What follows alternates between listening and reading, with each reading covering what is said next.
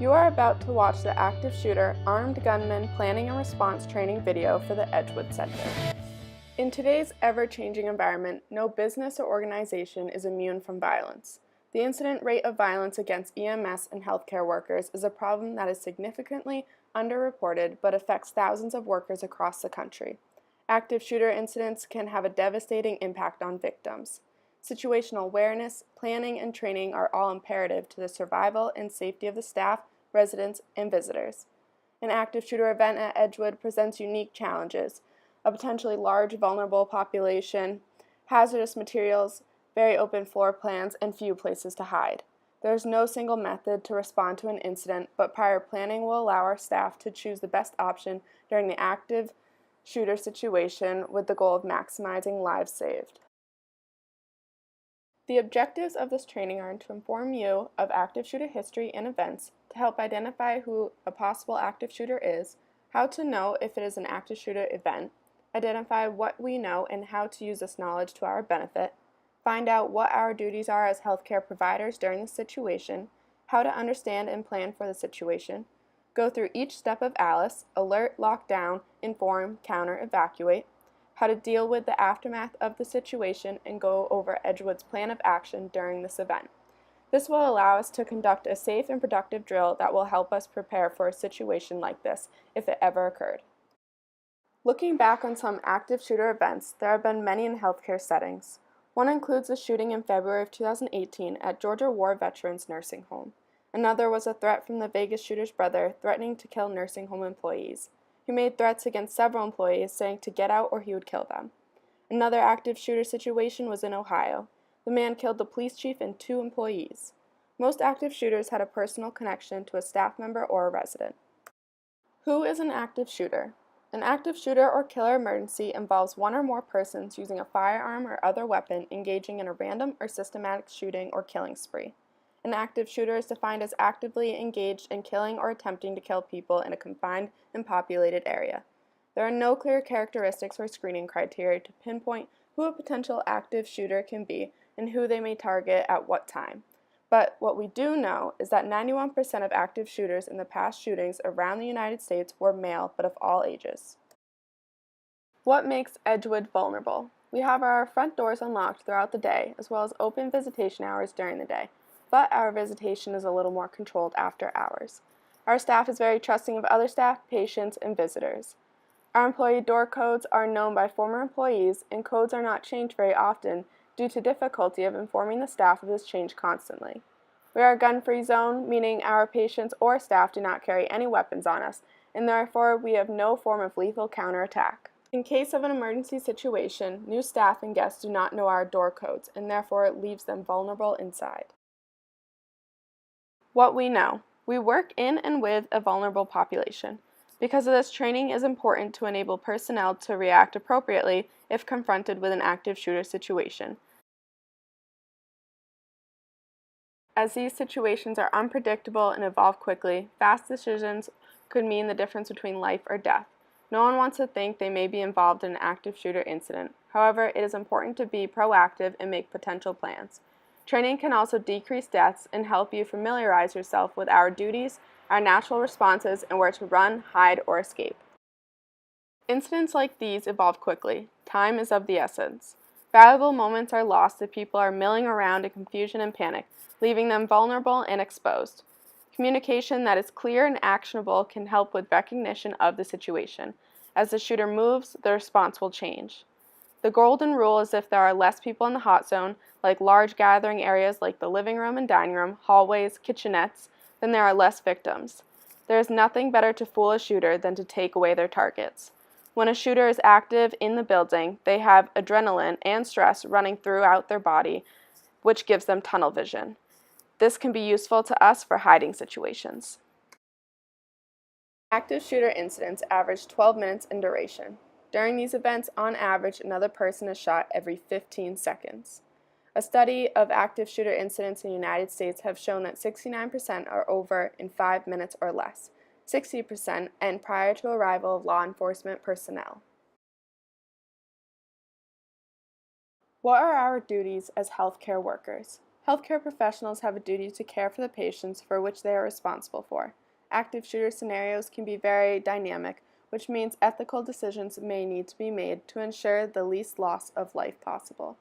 Every reasonable attempt to continue caring for the patient must be made, but in the event this becomes impossible without putting others at risk for loss of life, certain decisions must be made. In order to plan for an active shooter event, we need a procedure to follow.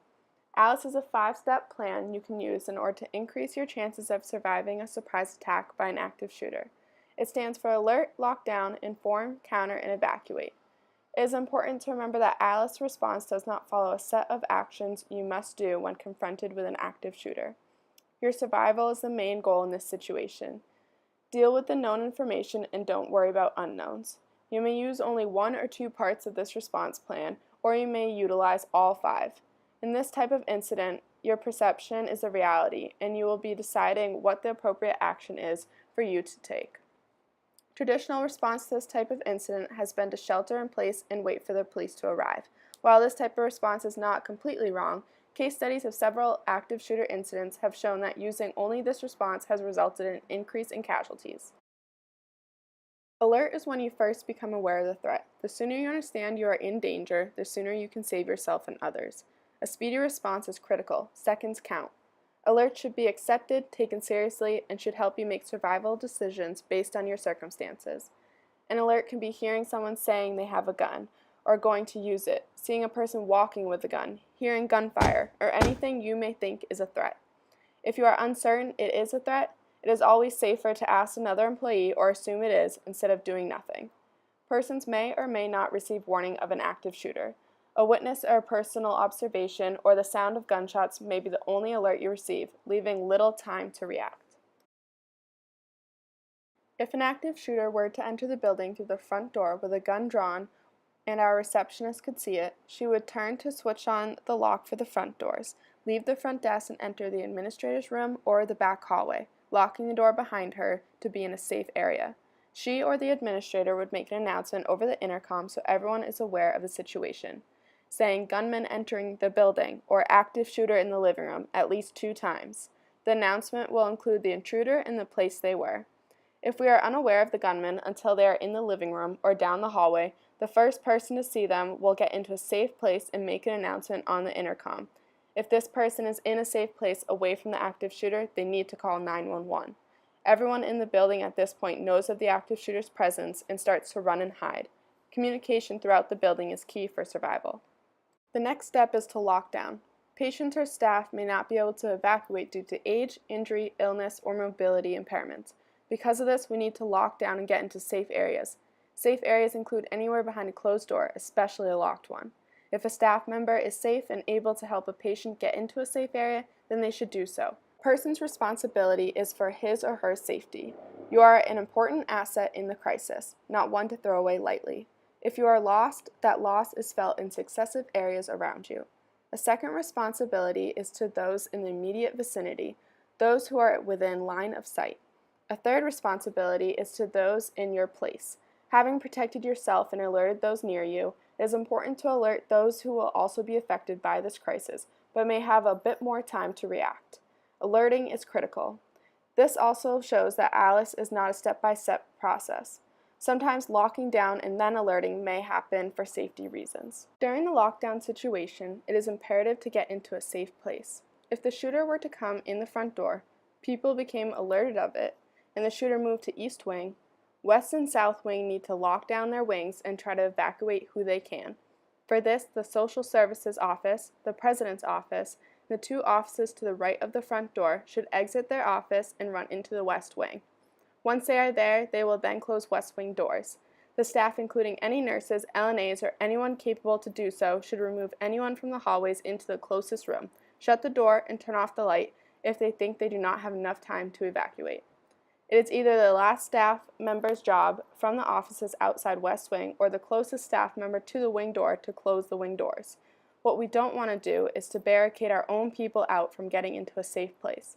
That's why we need to try to get as many people into the non-active wing as we can before barricading the doors.